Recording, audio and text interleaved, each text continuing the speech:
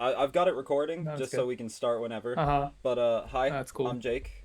Hi. Hi. I've done my first year of game development in a 4 year All course. right. Haven't done Uh-huh. anything actually game related yet. Did more so like Mm-hmm. game theory and story stuff so far. Okay. But I just I like your game and I wanna make some All right. resources for people in the course and like just other game Perfect. developers and Perfect. stuff. Yeah. Mm-hmm. Sounds And good. yeah, reaching out to people. I Your game's fun. I finished it kind of Thanks, man. recently. Yeah, You got through all the five stages, like all the five yeah. worlds, like I all the thought way there to was the a end. sixth one, but there wasn't. I forgot. You're Yeah, talking about Lovely Planet 1 or Lovely Planet 2? Lovely Planet one. I haven't played the others yet, but 1. I did watch Right, them right, just to right. see. Yeah, yeah, Yeah. Yeah. So the first one is five worlds. Yeah. yeah. So you made It it to was the end. fun. Yeah, I I Thanks, man. started off by getting all the stars because I do love the like Mm-hmm. level speedrun games, Mm-hmm. but Mm-hmm. getting all the stars and then the interview was coming up and I was like, oh, I better finish the game, and I couldn't. The fourth level is incredibly hard when I'm not going for the stars, which is Right, because yeah, it's it's like the really fog. confusing. That's the fog stage, right? Yeah, I know. I Yeah. know. The star Okay. system is simple. Like, yeah, it gets a lot of people really frustrated. Mhm. So it's a mixed bag, I think. How many games now? Lovely Planet. So there's Lovely Planet 1, 2, there's Lovely Planet Arcade, there's also Super Lovely Planet, and there is Lovely Planet Remix. So that's 5. Okay. Yeah. But that's not all your games. You've done like I think you did apps before. I've I not, saw somewhere there was but yeah, I scarabs. did. Yes, yes. Scarabs Yeah. I did. I did this other game called Vide. That was like a stealth game for iOS. Mhm. And yeah, those did actually get published and not a lot of people downloaded them though. Okay. Well, let's just get into it then. Let's do it. Hello. Give yourself a quick introduction. All right. Hi, my name is Vidhvat and I am the developer of Lovely Planet, the Lovely Planet games. I've been working on these games for about like 10 years now. And the latest on the list is Lovely Planet Remix. All of them are like first person shooters, which are cute. That's the catchphrase, I guess. They're supposed to be kawaii, Mhm. and they're mostly centered on speedrunning. So yeah, that's basically what I do. Nice. They're fun games. I like them. Hmm. Uh they're relatively cheap as well. It's more successful than you thought if Lovely Planet was the first one that you actually got players, like got a community. Yeah, yeah, for sure. Like I've made games before Lovely Planet also, and like I had an idea of like, how much traction you can get for a small, small like indie game. And Lovely Planet obviously like it opened like it broadened my horizons in terms of like what's possible Mhm. because I went into it just like thinking, yeah, it'll sell a couple of copies, it'll be nice, and I'll walk away with with some pocket change or whatever. And then 3 days after it comes out, PewDiePie picks it up on his channel, and like millions of people are watching that game. So obviously you get a lot of downloads like after you get that kind of traction. So I think it's all got to do with like the price point really doesn't matter. It's about like how many people can, like find the game and then the retention, like how many people like talk about it and continue playing it on their channel on YouTube. And I mean, that's just how games get found. So I think the price really doesn't matter that much. It Mhm. depends on like how the game grows. So it was good. Like Lovely Planet was pretty good. I was pretty sad after Lovely Planet, but the rest of the games never got that kind of traction. So yeah, so the price point kind of like it after a while you're just like, yeah, you move a couple of copies, but it doesn't really make you that much profit. Mhm. Are all your games made in Unity now? All of the Lovely Planet games are in Unity. Yeah, yeah. That Is was there all a the way from reason? Unity 5.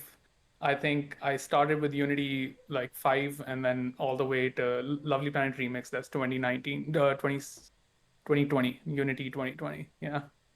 Is there a reason for that, or have you just not tried other engines? So this is how it like went down. I remember after I finished university, I was just like, I'm gonna make a video game. And I picked up like C++, OpenGL, because that's how I used to make games before. I just, I would get like a 3D library. I would do like OpenGL or DirectX and all of that kind of hardcore, like closer to metal kind of programming. Mm-hmm. And I realized, like, like a few weeks in, I'm like, I'm going nowhere. Like, this is not working out for me because it's so much work. And I had tried Unity before. Like, I had like put together like a small project with it, and I was relatively comfortable with how it worked. I was just like, this makes sense. So I just started like working on that. And Unreal, I mean, I'm sure I downloaded it and tried it back then, but it was just too intimidating for me at the time. I was just like, there's way too much going on. Like, this is not simple. This is not like easy to understand. I mean, that was just me like 10 years ago, right? So Mm-hmm. yeah, that's why, like, I think once you find an engine, once you're more comfortable with like how the tools work, it's a lot more difficult to kind of move away from it. And Unity provided me with all the tools that I needed, like everything from like custom shaders and this and that I was uh, particular about. Like, I wanted that much control over it, and Unity was just like, yeah, yeah, you can do that here. So I was like, great. Like, I don't have any reason to move to a different engine. Yeah, Nice. that's why. As a Yeah. quick aside, quickTequila, is that just a developer name for you? That's just a random name I came up with because I had to like register like an entity to set up Mm-hmm. like my bank stuff. So yeah, and I wanted like a name. I didn't really want to go with my own name because my own name is also a little bit of a tongue twister.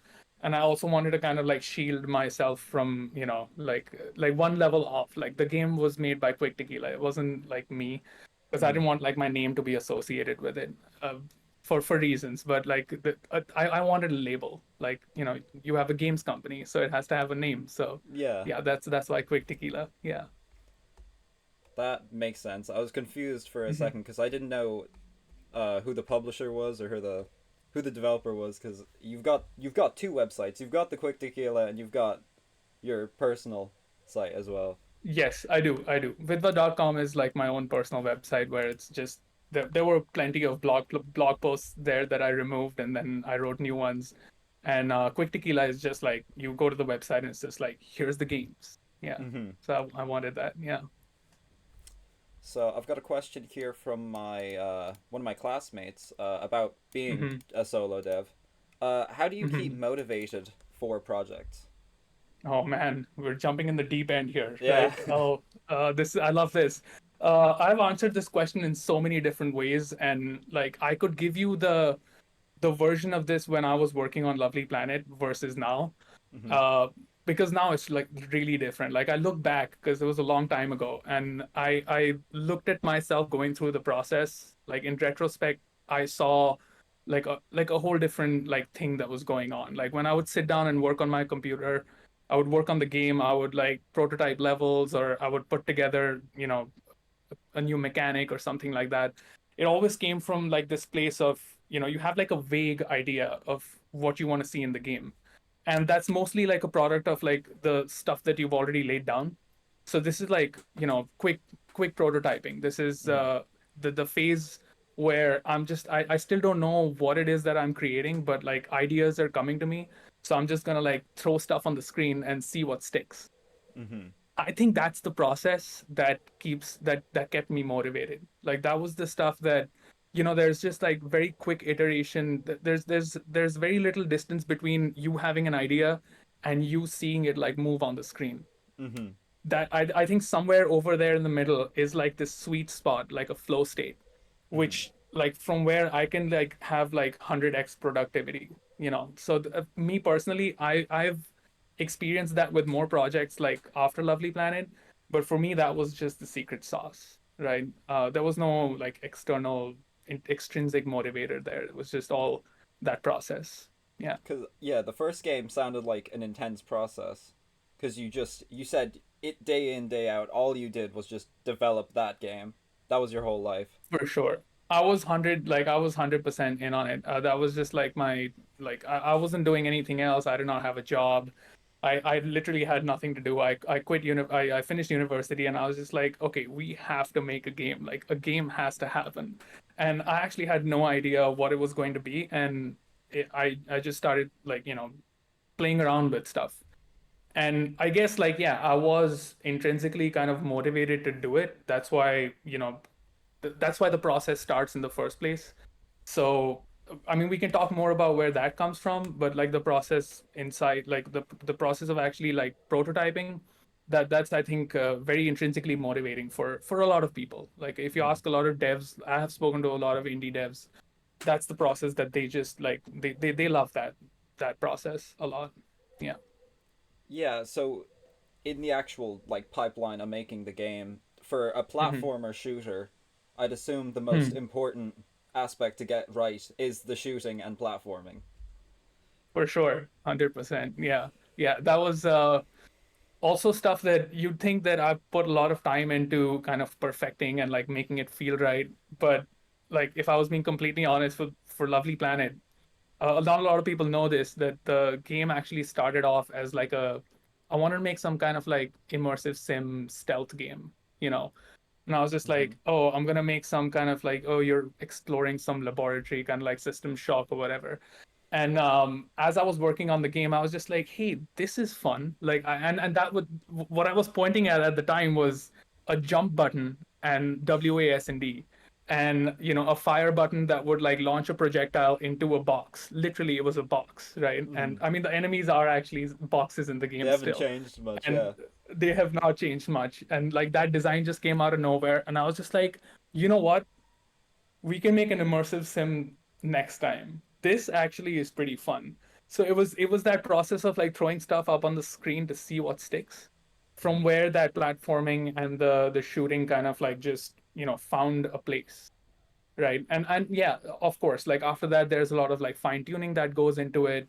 There were like a lot of builds that I made where the physics would just be like a little bit different just to see like if players, like this better versus that, like a longer hang time, more distance in the air, like, movement speed, things like that. And like I just picked one and I stuck with it. I was just like, this is it. Like I'm not gonna change this. Mm-hmm. Yeah. And yeah, I guess since it's physics based, you'd have to design the movement before you could do actual final levels.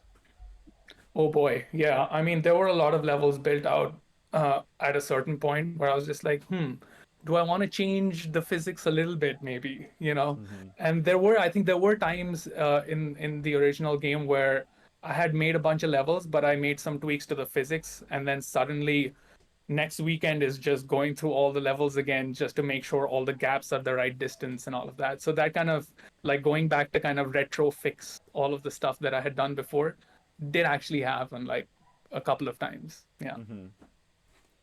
Nothing that It's slowed me down though. Yeah. mm, it sounds like you in the past you've said that you're against, well, not against, but you don't like the idea of GDDs, design documents. GDDs. Oh boy. Yeah. Yeah. Yeah. So how Good question. I don't do know. you keep organized? Well, so Lovely Planet again. You see, it's like it's a small endeavor. Like it's a really small project. Like it's not, it depends a lot on the kind of game that you're working on. So I won't be like completely against a GDD. Like you need some place to document what you're doing. Mm-hmm. And especially like if you're working with a team, right? Like this was just me, like solo. And I feel like in that setting, again, depending on the size of the project, like a GDD can be very restricting. Like if you're talking about like an actual GDD where you kind of like document all of the systems and the stuff in the game. Like I don't know actually even know the technicalities of it. Like I didn't go to school to learn like games design and things like that. Mm-hmm. I just knew that I always had like a live document that was like a to-do list of Mm-hmm. a combination of ideas and things that I know I need to fix with the project. So it's like this, amalgamation of like, I'm just going to dump all of my ideas into this thing. And honestly, like, I didn't even follow it for that long. Initially, I just, my document was like what was going on inside the project. And Mm-hmm. I kind of stuck to that. So it's like, it's a very ghetto way of like going about it. So for me, GDDs just did not make any sense at all. Yeah. And for things like the aesthetic and stuff, or I did you keep any idea boards or write down what you wanted the game to be like? Because the whole Um, game's based off a Japanese J-pop aesthetic. Yeah, for sure. Yeah. Yeah, again, like my mood board was like the YouTube tabs that were open on, Google Chrome. I was just Mm-hmm. like, this is pretty cool. And like, there's my project on a different screen. I'm like, oh, what if I could just put these two things together? Um, the inspiration, I think, again, this was just like a combination of the art that I could pull off by myself and what looks good on the screen. So before the art style was settled, there was just like a lot of, like blocky stuff on the screen. It was flat shaded because I didn't have any textures. And I was looking at that and I was like, look, functionally, like the game works, but presentation wise, I'm just not happy with it, right? That's where I Mm-hmm. was at. And I made a couple of models. I did like a couple of color combinations. That was a big part of it. I think I just, I would throw a color on the ground, I would throw a color on the walls, and I would, throw a color on the background. And I would be like, this still looks like programmer art. Like, I don't like this. And as I was going through that process, the green on the ground, the blue in the background, and the blue walls and the white in the background, it started to feel like, oh, this palette looks good. Like that's how I judge, like, if I'm liking what's on the screen. Like the color palette was nice. And from there, it was the lighting that I kind of tweaked a lot. There was a point where there was actual, like, legit hard shadows in the game, Mm. with like a sun at the back and everything. And I was just like, oh, that'll add a little bit more, variety to the visuals and a little bit more detail. And then I was just like, on, off, on, off. Which one do I like more? And it was just like, yeah, we're going without shadows. And at the time, I was like, oh no, if I add shadows, I'm gonna have to buy Unity Pro, because it was a Unity Pro only feature. So I was just like, you know what? We can just do without that. Like, let's just not worry about it right now. And that's how I think the art style finally, like, was put together, where I just tweaked it to a point where I'm like, what I'm looking at right now, it looks pretty okay. And the kawaii aesthetic, the cute aesthetic was just, yeah, that's what I like. That's my vibe. I like some, psychedelic colors, and it's something that doesn't look like the first person shooters that I was playing at the time, like, Battlefield and Call of Duty. I'm like, Mm-hmm. those guys are really good at doing that stuff. Like, I don't need to, fight the same fight. So I was like, how about everything looks like super cute? So that ended up helping the game a lot in the end, in Mm. terms of marketing and things like that. Yeah.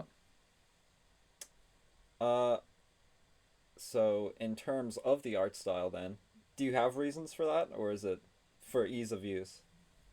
You like the Yeah. aesthetic. I think it looks good still, but just hmm to know. Yeah, it's, I think for the most part, I wrote a couple of blog posts about this too. This has been how I've always made games. I don't have an artist friend, or I don't know people who are excited about the ideas that I'm excited about. I've mostly just done all of my games mostly on my own until somebody comes in and helps me out, like with the music, Lovely Planet. Like that was, I worked with someone who was just like, I got this. But for the art, like, that didn't happen. So I was just on my own. And I have a big preference for things that are like clean. Mm-hmm.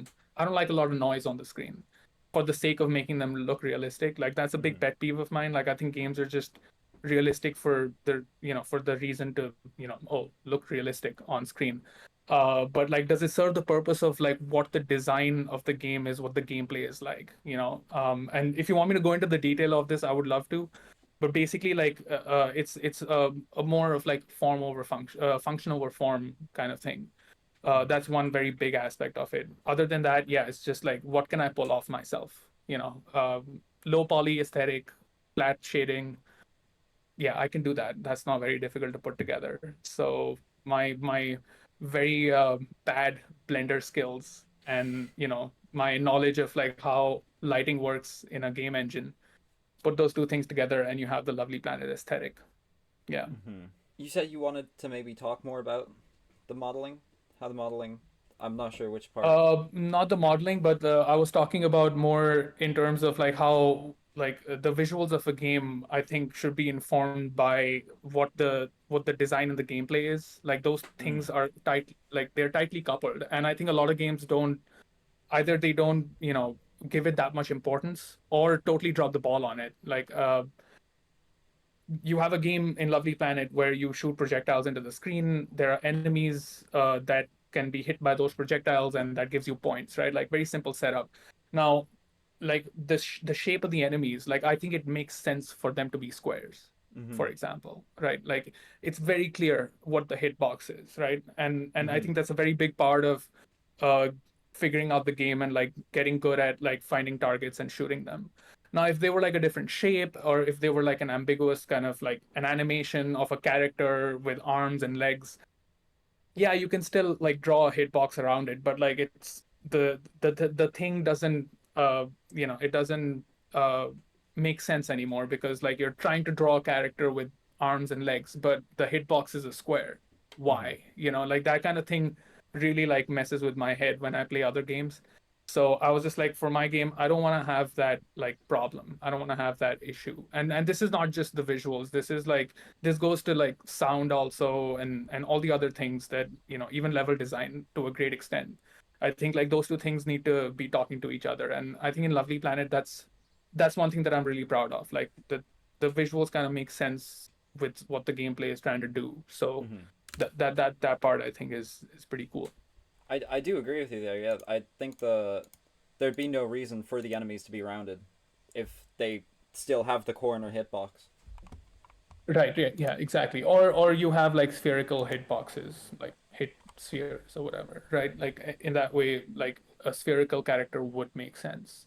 Mm. So those are constraints that are very difficult to work with when you have like, when you want to draw a complex looking character, for example. Like another example for another game would be Super Meat Boy. I don't know if you're familiar with Super Meat Boy. Yeah. Like the fact that the character is a square, like Mm-hmm. yes, of course, right? Like, but if it was like a dude with arms and legs and a kind of like rectangle, and like it would do like a wall walk or whatever, a Mm-hmm. wall slide, and it would change its shape, and I'm just like, yeah, I mean, it can do that and it would look cool because you have this like cool character doing parkour with cool animations. But like the fact that the visuals are exactly, in tune with the physics of the game, I like it. At what point in development did you go to a publisher? At what point? It was 6 months in. I remember it was right after Kotaku picked up my game. I posted some screenshots on IndieDB and a video trailer for my game. Uh, uh, yeah, and I reached out to a friend and I was just like, "Hey, do you know what I can do about this?" And he gave me a couple of names, and I just like sent out a bunch of emails. So the game was very much done in terms of content. Mm. Feature wise, not really. Like, for example, I did not have controller support, things like that, leaderboards I did not have. I had like a first pass of the game done. Yeah. Mm-hmm. The game changed a lot after that because I wanted to tune it further, but like most of the content was actually in place. Okay. None of the So music was done. Yeah, so the music was what came after. Yeah. that sounds a lot further than when people would expect to go to a publisher now. I actually don't know like how it works. I know that uh, a good prototype, I think, can get you a publisher. It all really just depends on who you're working with and what kind of track record you have, right? At the time, I did not have that many like finished games, Mm-hmm. and I didn't really like think that I need to go to a publisher before, because the game wasn't really like, I didn't even know if it was gonna be something that players would want to play, or it's a game that I want to put out.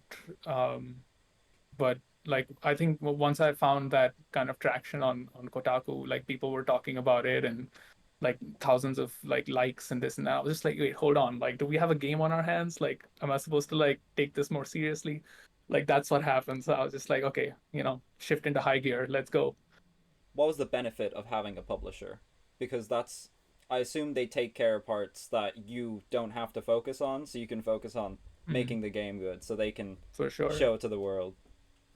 Yeah, yeah. I think that's again, like at the time, I did not know what I was doing, Mm-hmm. but I know a lot more about like how that relationship works. Like publishers supposed to take care of the stuff that you don't want to worry about, like marketing and things like that. But they also take a very hands-on process with the game itself. Like I feel like a lot of publishers can come from the perspective of, look, we've seen a lot of games.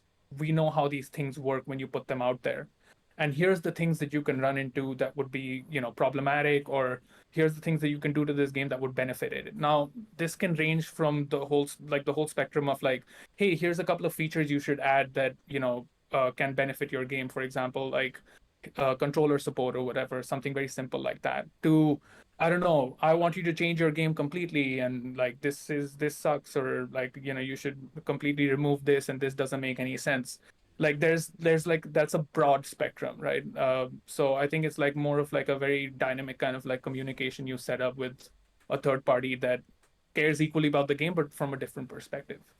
Mm. So in that way, I think it makes a lot of sense. And obviously, like marketing and like, key mailers and all of that stuff, like it's very difficult to do on your own. Like getting your game into bundles, doing the whole release, cycle and this and that. There's a lot of technicalities there that if you're just a game dev who hasn't released a game before, you're better to just like either learn it all up or just hand it over to someone who knows what they're doing.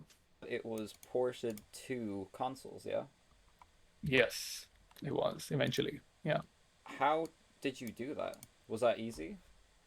I did not perform all of the porting stuff. Like I we handed it over to, have it done externally.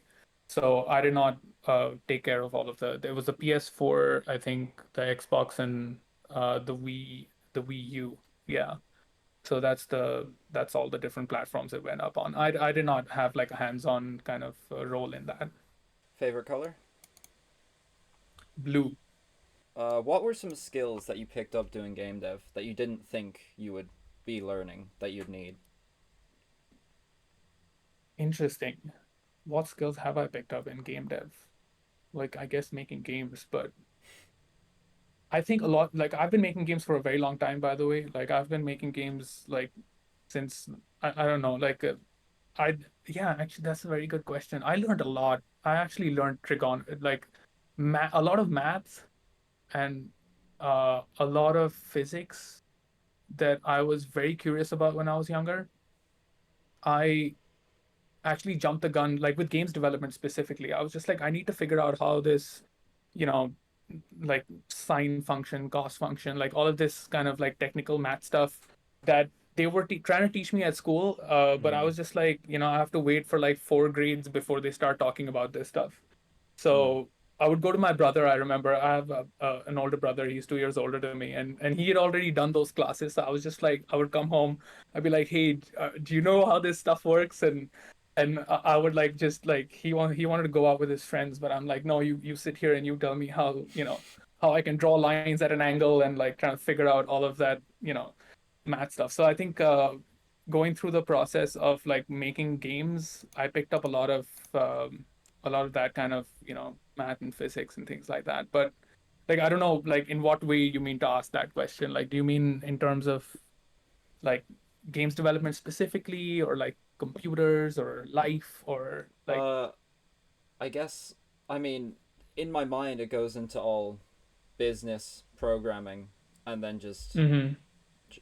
human psychology, I guess, too, because that's Yeah, yeah, humans yeah, are playing the yeah. game.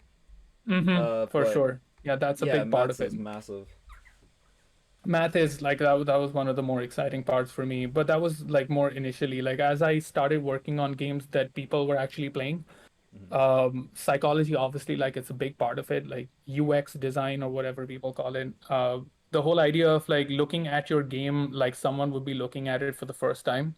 Mm. Unlocking that skill as a game designer is like one of the coolest things that you will do. Like a lot of people, I remember like when I was younger and I would make games, I would have no idea. Like when somebody else would be playing my game, I'm like, do you not know that you have to turn left over there? And they're just like, no, actually, you've played this level 100 times. I haven't. So it's like one of those theory of mind kind of things where you realize that other people have different minds and they don't have the information that you have in certain situations. So they're, operating at the world from a different perspective. So that was one thing in games design that I kind of like figured out, which was like a major unlock for me. Um, and yeah, yeah, that was another, I think, another big thing. Yeah, programming, of Speaking course, of, a lot of programming stuff that I did not know about was also through games development. I haven't done games develop like I haven't done programming outside of games development, so everything that I know about programming has come through, yeah, games dev. All your games now are branded as Lovely Planet, but not all of them are the same game, even genre. Uh, what what made you choose to have all of them be Lovely Planet? Was it did you keep the art style or did you keep the title first? Um, I think what came first was the art style. Like I was just really happy with the art style that I had. I like the aesthetic. I like the abstract setting. I don't like games with story. Like I don't, that's not my jam. And I just like things to be really vague. Mm-hmm. I don't like, I like it when there's no backstory. I like it when there's like just, there's things on the screen and, do whatever you want with it. Like make whatever meaning you want from it. That way, Lovely Planet just, I just like it for that. And the other big thing is just like I didn't want to reinvent the wheel. The I wanted to make like with Super Lovely Planet, I wanted to make a third person platformer. And I'm like, I already have, the aesthetic. Like I'll just, put new gameplay on it because I think personally I enjoy like experimenting with new gameplay styles. That's basically the premise of Lovely Planet Remix also. So I was just like, okay, how about I just take the same art style? Obviously I want to carry over the name as well, because it is in the same, setting, world, aesthetic. So yeah, it kind of just made sense to do that. And I guess it's some in some part it's also just lazy of me to like, not do creative new things with the visuals. And I guess I have suffered for that also because it's just like, dude, you're making the same game over and over again. I'm like, yeah, I know. But here we are. Like I'm still doing it. So Still liking it, right? for the most part, like I think I've made a lot of Lovely Planet games at this point. I'm gonna tell you right now that I don't think I have another one in me, and that's just me saying that. I don't know if I'll go back to it. I have been prototyping a lot more, and I've been trying to kind of like stay away from like doing another Lovely Planet game. And I've also kind of like dug myself a hole with Lovely Planet Remix where I'm just like, if I wake up one day and I have another idea for, hey man, wouldn't it be cool if I have this other first person shooter where like the gameplay is tweaked just a little bit? Yeah, just throw it into Lovely Planet Remix and call it a day. So that's I've got this little trap set up for myself. So hopefully, yeah, let's see. I'm more excited to do something new. Yeah. Mm-hmm. Speaking of the prototypes, you've been posting an infinite runner on Twitter. How's that going? Yes.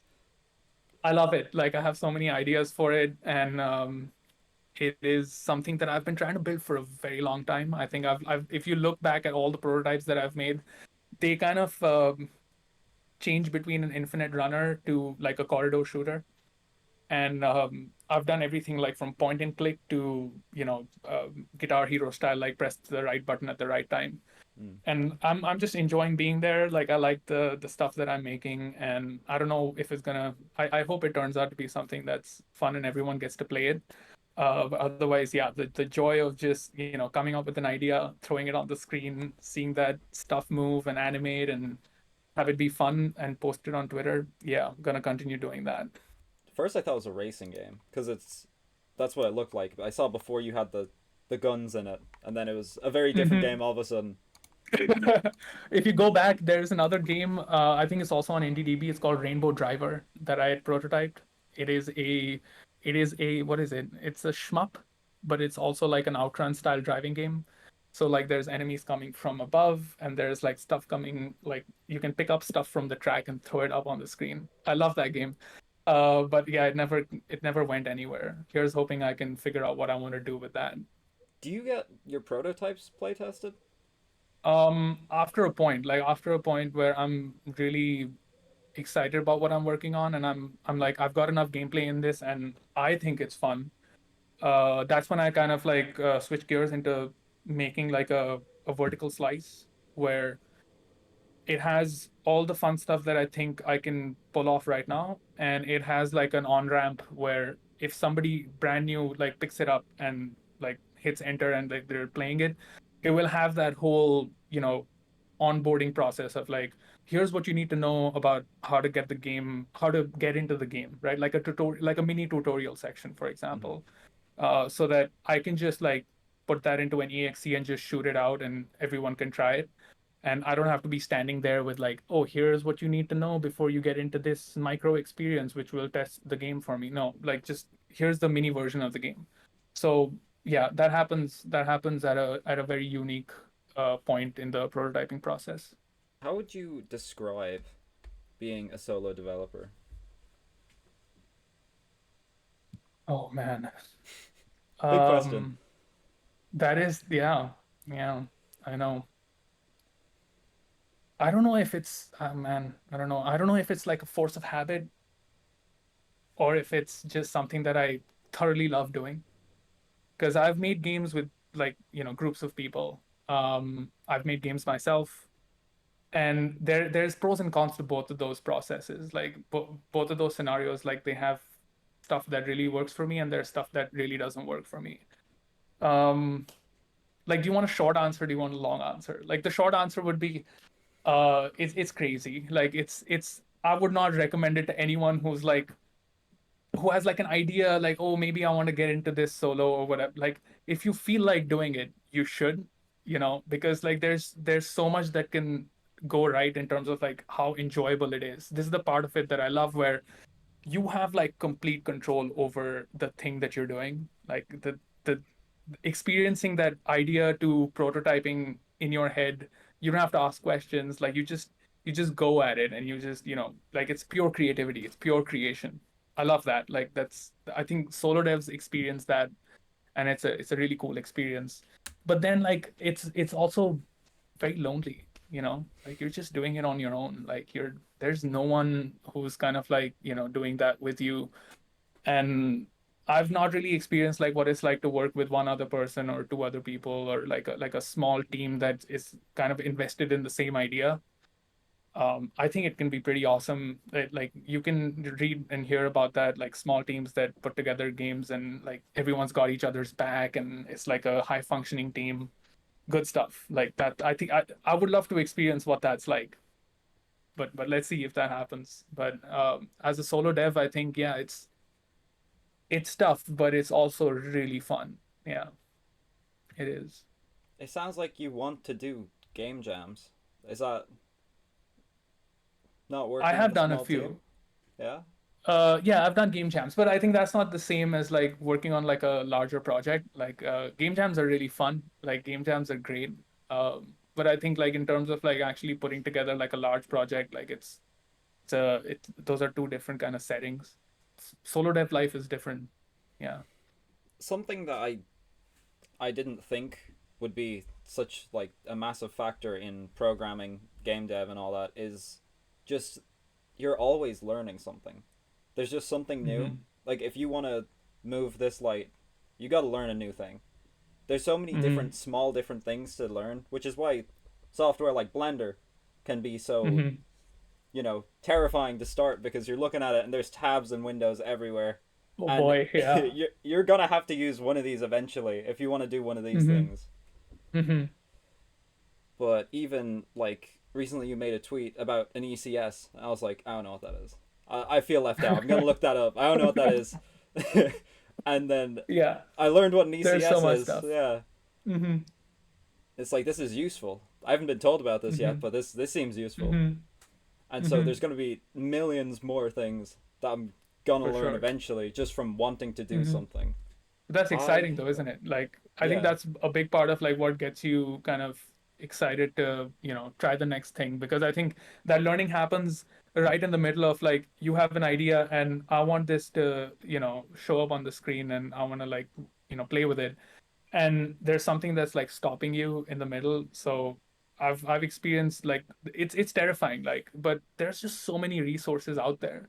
Like Blender, I remember Blender before I got into it. I was just like, I have no idea what is going on here, like all the shortcuts and this and that. But like you open one tutorial video and it's just like someone does it for you in 5 minutes, and you're just like, ah, okay, so I just have to do what they were doing. I just have to do it myself. Yeah, you have to replay it a couple of times and you make a couple of mistakes and it doesn't work in one go. And then you realize like after years of doing it one way that there was like a shortcut that you were missing. And it's just like it's a one aha moment after another. And yeah, that's a big part of it. And for the most part, it's pretty enjoyable. Do you have any other plans? So Lovely Planet is Probably, maybe, not in the future. Probably not. No. Yeah, probably not. And Yeah. what? How many prototypes would you have going at the same time? That number usually varies a lot. Like right now, I have so many prototypes that like some of them are just like in a complete back burner stage, like where like I'll have to necro them to like go back to them. I have so many projects. Like if you go through my Twitter in the past like two years, like I've prototyped so many things that they're just like sitting there. Like half of them were, hey, I want to try out a new programming language, or I have this really cool idea that I'm going to try out, and then I'm going to do it again in a different programming language just because. And it's just yeah, maybe two or three like prototypes at least at the same time. And as I get bored with one, I'll go to another one, and sometimes I'll start something new. And honestly, like that is really like after a while, you just like there are days when you're low. I don't know if this happens to other people, but like when I'm low and I'm just looking at all these prototypes, it's like you're leaving this in your wake. There's just like a lot of like code that like will probably never go anywhere, and it's very demotivating to like Mm. stop there and just look at what you're doing. But sometimes one of those things, really catches on, and you find yourself really invested in it, and you keep, feeding it, and then it becomes this thing that, you can put out into the world. So it's more of just like a fingers crossed kind of, maybe I'll hit that thing, maybe I won't. But like overthinking that is usually what kind of demotivates the person doing it. So I just like I don't think about it. I just, do I feel like writing code right now? Do I feel like, prototyping an idea? Yes, let's go. Do you play games now? Man, I don't think I do. I don't classify into that category anymore. Like I used to play so much before. But I just either I don't find the time for it, or I'm just not really excited to try out new games. I don't really feel like games are like that many fun games are out there, like at least for me. Like I'm not passing any value judgment on the games that developers are making today. It's just a lot of it is just not for me. And it's also like just difficult to find games also, like the ones that I would want to play. But I have played some games. Elden Ring, love it. Mind expanding. I would love to go back to. I still haven't finished it. Great game. I do, go like try out some indie game once in a while where people are talking about. I'll just buy it and like try it for a bit. But otherwise, no, no, I don't think I play that many games, and that's a problem. What do you think? Like, is that should I just like quit? Because like a big part of like making games is also like knowing what people are into, like what Hmm. people like, and yeah, you don't get a lot of that if you're not trying out new games. Hmm. Yeah. I think playing games similar to what you want to make can both Hmm. can be good and bad because it's bad if you're just subconsciously copying it. Deriving Hmm. from it, it's fine because not all games have to be completely unique. A lot of games will be, Yeah. oh, it's this game with this twist. Plus this This game. is the Yeah. difference. This is buy my game for this. If you like this, Right. Right. Right. Yeah. but Yeah. Yeah. I do think it's good to be playing them. Not Hmm. only the new stuff to see what people like, but also what people have liked before, or looking at bad Hmm. games and seeing why they're bad. I like Hmm. analyzing games a lot. I have a little Yeah. zine that I have nowhere but on my hard drive. That's just playing Hmm. through classic games or any games that I actually Hmm. feel like writing a review Hmm. on, and then I do Yeah. three of the Yeah. best points, three of the worst points, give it a score Hmm. out of 10, and just Right. that Right. that Right. just helps me see why games are good or bad, just into game design in general. Yeah. I think I did my fair share of that. Like I played a lot of classic games. I mean, back in the day, and also like a lot of games that I missed growing up because I actually didn't have a Nintendo growing up. Like everyone has a Nintendo. But like back home in India, like there was just like bootleg Sega. So a lot of like the retro games that I missed out on, I actually caught up on later. And I have been doing that like on and off, but like not actively. Like I don't like play games every day, for example. So whenever there's something that catches my eye, I would just like take some time out and try it out, and then just leave it. Yeah. So is are games your only outlet, your creative outlet. It's like your job, but do you have hobbies as well that tie into game design or development? No, actually, not anymore. Like I have developed a lot of different interests over the years. Like that's why I've not really been in games development. Like yeah, Lovely Planet games have kept coming out, and I've had a couple of jobs here and there. But like before, I would be like all about game design. I would like read about, I would follow game developers. I would follow the latest games, and I would watch the latest video essay on like the latest analysis on some game or whatever. But I kind of like I just got burnt out of that. I did that for years. Now my interests are very different. Like I try to like work out every day. I try to, like I do meditation. I read about like psychology and spirituality and things like that. So like that's I don't know how that'll come back to games. Maybe it will, maybe it won't. I don't know. Like I just like to, read about the latest. Like AI is this new thing that's happening. Mm. I try to do my homework about like where technology is at and hey, does it feed back into video games? That kind of thing. Like what's the new thing that video games can do? So I guess it's related in that way, but not directly like, not directly like video games. Yeah. So you're So gonna do a couple more of these or? yeah, this is my first time interviewing anyone ever. So Oh, okay. yeah, Awesome. So like you have like a couple of like games that you're excited about. You're gonna talk to the devs and this and that.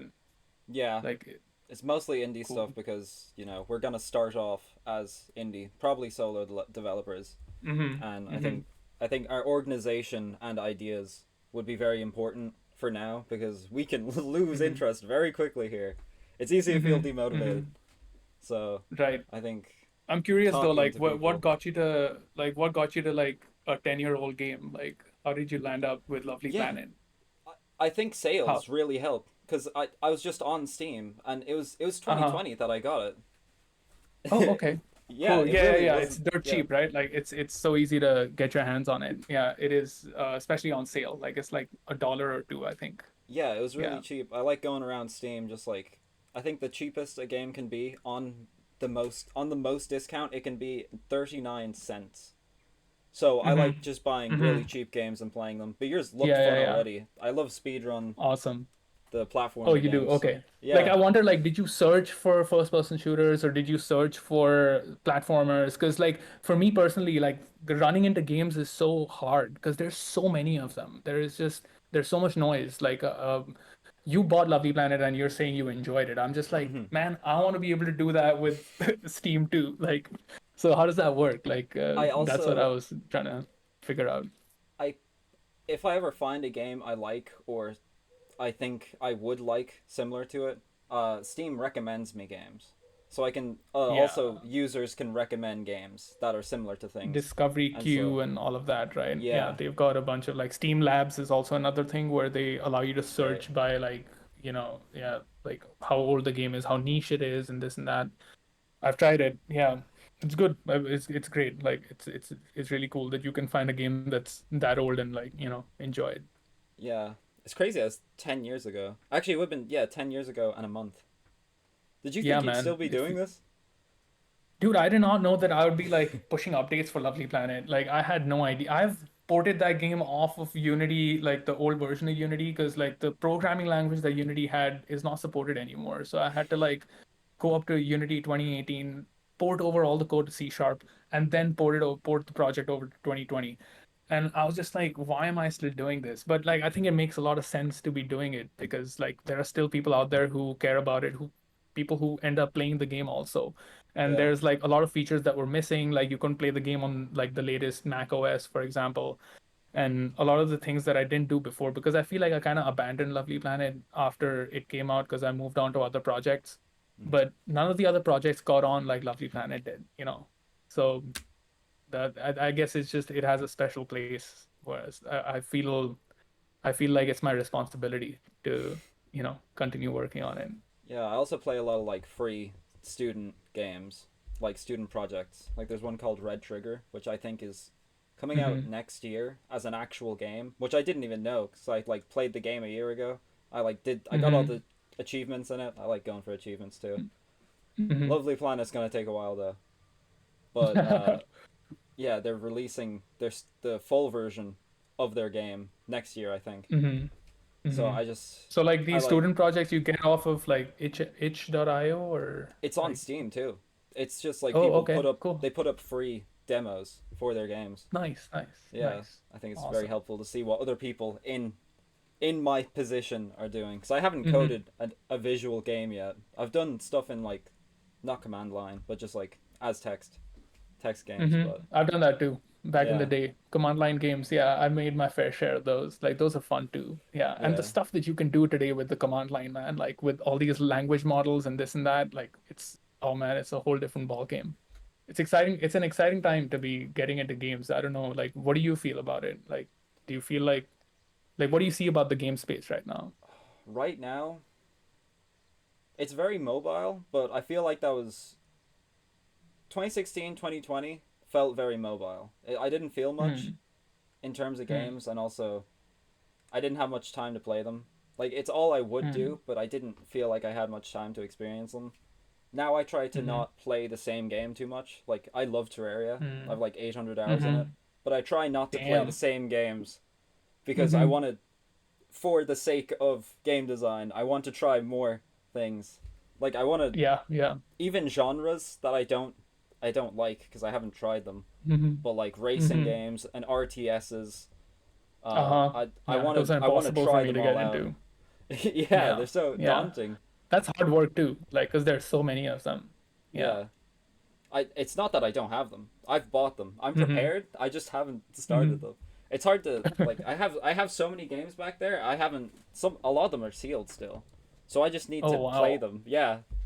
Damn, dude, you seem dedicated. Like, you're like going into this, full steam ahead. I Well, like yeah, it. I've been waiting That's to cool. code even. Like I'd never coded. I tried doing Python a little bit before in primary school, Hmm. like near the Hmm. tail end of it, and then Hmm.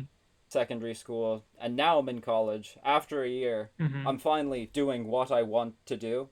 So Hmm. I don't see why not go full steam ahead. Yeah, yeah. So you're gonna pick up like a programming language or something, or like you're gonna Uh, do it with someone who knows how to do that stuff, or like where do you see yourself, like as a programmer, as a designer, as a level I architect? Like what do you I want to where, do it where do you see all. yourself? I Mm. think I'm gonna be well balanced because I did music for Mm. grades as well. Oh, cool. So Okay. I've got art, I've got music, I've got programming now, which I'm not too bad at. So Awesome. Yeah, I there think you I'm gonna go. do it all. Yeah, All right. Yeah, we need more solo devs out there making their creative, crazy, yeah, yeah. projects. That would be I want cool. to take up Godot probably. Do you know? Yeah, that stuff. Yeah. Yeah, yeah. I've played around with it, like, but like they had new release recently, so yeah, Mm, it seems like a good option. Like, I also don't want to be working more like on more Unity games because like that's all I've worked on. mm. So the new project that you're seeing on the Twitter, that's written in like mono game, so it's not using any game engine. That Yeah. seems like a lot of work when you could just do it in Unity. You're comfortable in that, aren't Yeah, you? yeah, yeah, for sure. I mean, I actually started before Unity, I was working with game programming libraries. So like I'm very comfortable with like putting games together without an engine. So like I Mm-hmm. came from there. I feel like I'm going all the way back full circle. So maybe something good could come out of this. Let's see. It's been a great conversation. Cheers, man. Yeah, happy to be Thank on. you. Do you have anything you'd like to shout out? Any final words? Final remarks, I guess. Final words Final is words. ominous. Yeah. I got nothing to show right now. Lovely Planet Remix is out there. If anybody wants to buy it and play it, it's on Steam. You can pick it up when it's on sale. And yeah, my Twitter and my socials, I guess you can just link them wherever. And I'll link all yeah, that. Yeah. I think that's it. Yeah. Thank you for coming on. Thanks for Cool. chatting with me. Cheers, Was this man. a Thanks for good having me. interview? Awesome. Yeah, for sure. Yeah. Great. Good to hear.